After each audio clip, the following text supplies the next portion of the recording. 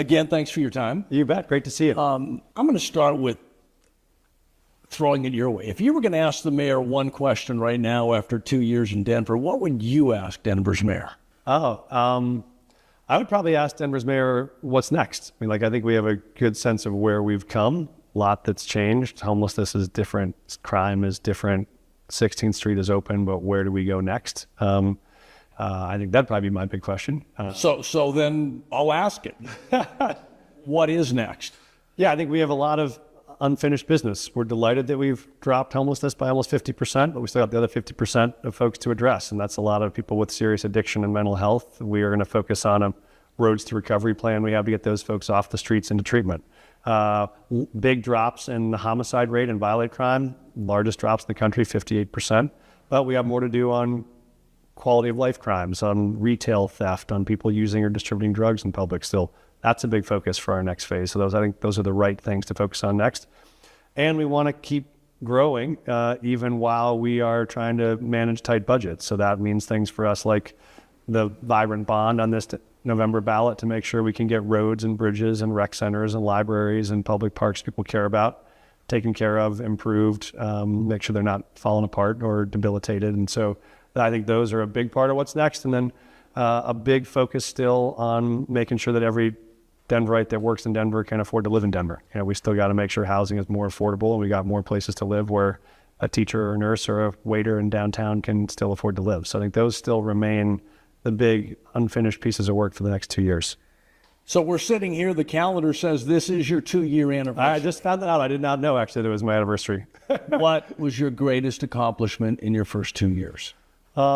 I think our one thing. Wow, I only get one. I knew you were going to say that. I think the one will have to be homelessness. I mean, we ran on the plan to do that. Denverites overwhelmingly asked us to do it, and I think if we had said 2 years ago, 2 years in, we'll be able to deliver the largest reduction of street homelessness of any city in American history, that would sound like a win. For us to have a 45% drop, to have no tents anywhere in our central business district, to have no large encampments anywhere in the city, to have been the largest city ever to end street homelessness for veterans, to drop family homelessness by 83%. Like those for us really show that what we're doing is working and we're not done. Self-criticism can be difficult for all of us. But if you were to look in the mirror, what would you say your greatest failure was in the first 2 year? I get plenty of soft and hard criticism, so I'm used to it. The good news is as a school principal, I'm used to that too, so I'm still pretty thick-skinned. I think if there was one thing I would want back, it would be our ballot measure on affordable housing. We only lost that by a couple thousand votes. It was so close, and I think if I had done a better job telling the story of what we were trying to do, that would have passed, and we could be building a lot more affordable housing right now. So you'd still do it, but you'd do it differently. I'd still do it, for sure. What we know is it is still one of the most important issues for Denverites. Something like 78% of Denverites said they wanted us to do something. Only 49.9% of them voted to do the thing we wanted to do. And I think it was because in that moment we were in the midst of the migrant crisis, we were in the midst of a homeless crisis. I think people assumed that this was going to be more dollars targeted at homeless housing or migrant housing. And the desire was really to target it at working class Denverites. But I think we didn't tell that story well enough and people got worried, and I understand that. When you moved into this office 2 years ago, what did you expect and what really surprised you? I think some of the things that surprised me is just how many different facets of Denver life that this city touches, and how many people that work for the city help make those things happen. Whether you wanted to go to Sunset Cinema in downtown this week and sit with 2,000 other people and watch a great movie, the fact that we have 3 people on our arts and venue staff dreaming that up and picking the movie and laying it out, all of those moments of joy that city employees make happen, people might not attribute back to the city. I think those are things I've come to be very, very proud of. I think the thing I maybe wasn't expecting is how deeply passionate people are about the everyday experience of living in Denver. And people will stop me all the time with big things or small things, but people feel as passionate about weeds that have grown too high on their median as they do about homelessness or public safety. And all those are valid points of feedback. So for me, it's the breadth of things I'll get feedback on are much bigger than I thought. People I've spoken with have celebrated the victories you've talked about. On the critical side, some have said you're a former lawmaker, you're a former educator, you've never run a city, and it showed in those first 2 years. Oh, I don't agree with that. I think actually we've shown, more operational excellence in running the city than I think I'd put us up against any other city in the country or here. And matter of fact, there's a couple of national articles out now about the leadership style we've brought in, the way we've structured tiger teams to break down silos that exist within departments. So you can't solve something like homelessness by giving one executive director a task. You have to bring 7 different departments together. They meet at this table every single week. For the 7 big issues in the city, I bring every one of those cabinet heads to this table every week to solve those problems. And we've set big, public, ambitious goals, which other cities don't do. I think previous mayors didn't do. And we hold ourselves accountable to those public goals. People know exactly where we are on our homelessness effort because there's a public dashboard that shows that. And so I think the difference is we've been incredibly ambitious in our goals. We've been very clear in the outcomes, and we've taken accountability for them. That makes it easy to cheer for our successes, makes it easier to point to our failures. I think that is what we owe the public, and I think that's what we've done. I think what you're saying is you hit the ground running fast. Your goals were big and broad. Looking back, did you go too big and too broad too early, or is that the legacy you want?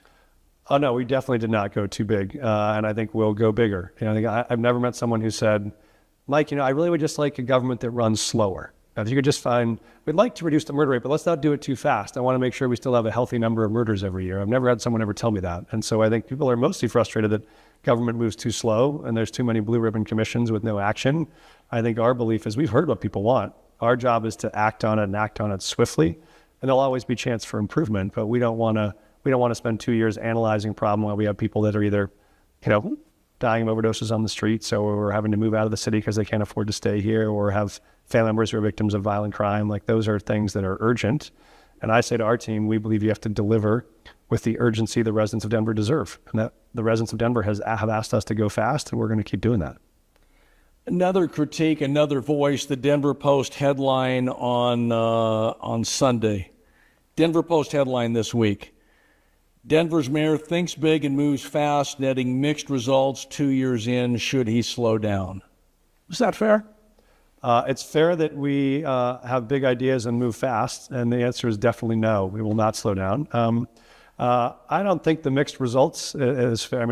I feel very good about our results. If you were to say the big issues we ran on, again, homelessness, public safety, affordable housing, if you were to say 2 years ago, and I had told you we're going to be the best city in the country on violent crime reduction, and we're going to be the best city in history on homelessness reduction, you'd say I was lying. So for us to do that is great. I think the only data they cite on the mixed result is the failure to pass the housing ballot. That was the largest housing ballot the city's ever done. But if we want to solve the scale of the problem, I think it's dishonest to say to people, we're going to solve affordable housing, but we'll do it by building 50 more units a year. That doesn't actually solve the scale of the problem. So for us, we feel we owe the voters an answer that actually meets the problem. That's what we designed there. We'll have to figure out a better way to get that done. And when that didn't work, we pivoted and found a new way to do what they asked us, which is they said, we want to see you build more housing with the dollars you have. So we did. We just launched a middle income affordable housing strategy to provide property tax breaks to people who build affordable units for middle class families. And so we did that without new general fund, without new taxes. So we'll always pivot in the face of setbacks to find a new way, and we'll keep doing that. You were criticized because that affordable housing ballot issue didn't pass. Can voters in Denver expect you to come back and ask for it again? We haven't made that decision. What voters in Denver should expect is that we're going to find a way to deliver the number of affordable housing units we need to fill the demand in Denver. If we can do that without a new ballot measure, we'd love to. If we can do that with other resources or other incentives or other regulatory changes, we'd love to. We'll look for all those options first. This will not surprise you, but city employees are clearly not happy with the layoffs. Should you have found a way to avoid that option? Well, we haven't done any of those yet, so I think I'll wait to be judged by how the final budgets sort out. I think what we know is laying anyone off is always the very, very last resort in any situation. And we have, as I've sat at this table and worked on balancing the budget with all 27 of our agency heads, that is always the conversation. Where's every place we can look that doesn't involve impact on a current city employee, because they've done an incredible job. But we also know any small business in this city, any family in this city, if you have less money coming in the door, you got to find a way to live within your means. And we're not the federal government. We can't just print money by the billions of dollars. And so when sales tax revenue in this city goes flat. Usually sales tax goes up about 5% every year. It's flat this year because when you have global trade wars and you have economic recession, you have people afraid to take their families out to dinner. You got to live within that budget. And that's what we will do. And we'll do it in a way that still protects the most important core public services, picks up trash and takes care of parks and keeps officers on the street, but that figures out what the things are that have to have and really focus on doing less, but doing that better. The Denver Broncos want a new stadium. Lone Tree sniffing around, Aurora sniffing around. Can you tell the people of Denver the Broncos aren't moving? I can say the same thing I said when I started on day one, which is it'll be over my dead body that the Denver Broncos leave Denver. I mean, I am a lifetime diehard Broncos fan. My dad woke me up in the middle of the night that John Elway got drafted. I remember that moment today. So they are a critical cultural institution of this city and this state, and we think they belong in Denver. And I've been working for years with the ownership group there at the Broncos. I think they are great people who are committed to the city long term, and I think they want the same things that we want. So I'm very optimistic we'll get to a good outcome. Downtown business leaders, some have been critical of your performance. Large number of restaurants, businesses, downtown commercial buildings are struggling right now, saying maybe you have not done enough. What's your answer to that? And what will you do in the future? I also sit down with business leaders every month at this table to get feedback, and I welcome feedback. If things aren't working, we want people to tell us. I don't mind that. I worry more if they don't tell me, because then I can't help fix it. I will say we've taken dramatic action on downtown in multiple ways. One is we got the 16th Street Mall, now 16th Street, open and reactivated. You can see behind me the entire map of that 10 blocks I've been tracking for the last year and a half. But also critically, we passed the Downtown Denver Development Authority, which is a $570 million investment into downtown. That it keeps the businesses we have. It converts vacant buildings into apartments. It builds public spaces that are joyful, like the beer hall you can go to at Skyline Park today. And those are catalytic investments. Those are also the largest investments in a downtown of any city in the country per capita. So we are all in on our city center, and we've made the investments to protect it. We've created a dedicated downtown Denver police unit, also for the first time, to make sure safety was very well taken care of in downtown. We're seeing huge drops in crime downtown as well. So I heard that feedback.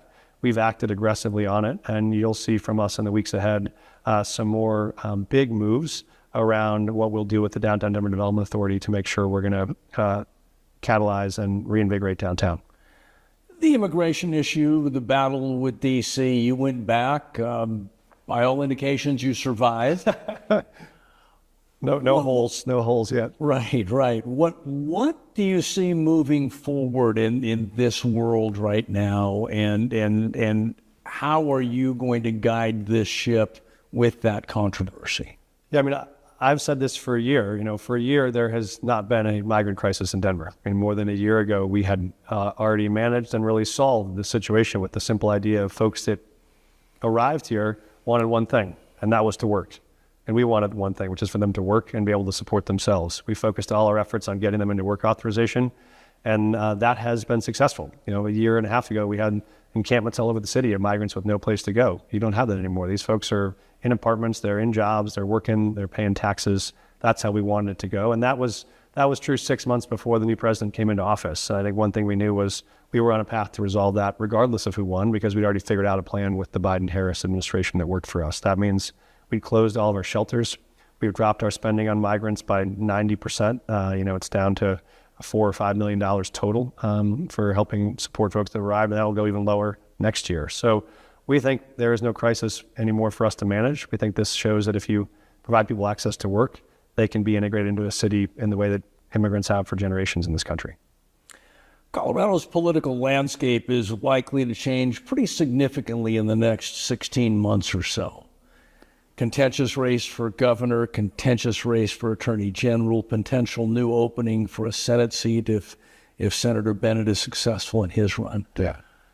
Look at your crystal ball and tell me where Michael Johnston fits in that political landscape moving forward. I'm excited to be sitting right here in this chair when all those races are over, working with whoever wins those races. But I love this job. I'm 100% committed to it. I think we have work. We're just getting started. I think this is the best job in the state. So I'm more worried about them probably worrying about trying to run for this seat, because I'm sure all those governors and senators will want to be mayor at some point. But no, I like all the folks in those races. They're all capable and competent, and I'll look forward to working with the winners. But I am totally committed to the work in Denver, and I'm excited for the next 2 years of doing this right here. Good answer. You talked about looking ahead a little earlier. So let's turn our focus to looking ahead. What does that next year look like in your mind? Just the next one starting now. Obviously, this bond will be a very important one for us. Balancing the budget is a very important step for us to make sure, and then setting the goals that will come out of that budget.